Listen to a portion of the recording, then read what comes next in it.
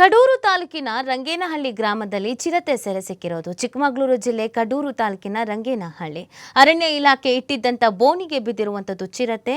ಎಮ್ಮೆ ದೊಡ್ಡಿ, ರಂಗೇನಹಳ್ಳಿ, ಶ್ರೀರಾಂಪುರ, ಗೊಲ್ಲರಹಟ್ಟಿ, ಶಿವಪುರ, ಲಕ್ಕೇನಹಳ್ಳಿ, ಮುಸ್ಲಾಪುರ ಭಾಗದಲ್ಲಿ ಸಂಚಾರ ಮಾಡ್ತಾ ಇವೆ ಚಿರತೆ ಸಂಚಾರದಿಂದ ಆತಂಕಕ್ಕೆ ಒಳಗಾಗಿದ್ದಾರೆ ಹಲವು ಗ್ರಾಮದ ಜನ. ಜಾನುವಾರು, ಸಾಕು ನಾಯಿಗಳನ್ನು ಹೊತ್ತೊಯ್ತಾ ಇದೆ ಚಿರತೆ ಸೆರೆ ಹಿಡಿಯುವಂತೆ ಒತ್ತಾಯಿಸ್ತಾ ಇದ್ದಾರೆ ಸ್ಥಳೀಯರು.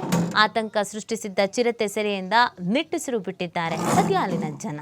ಚಿರತೆ ಸೆರೆಗಾಗಿ ಬೋನ್ ಅಳವಡಿಸಿದ್ದ ಅರಣ್ಯ ಇಲಾಖೆ ಕಡೂರು ವಲಯ ಅರಣ್ಯ ವ್ಯಾಪ್ತಿಯಲ್ಲಿ ಈ ಒಂದು ಘಟನೆ ನಡೆದಿದೆ. ಮಾತ್ರ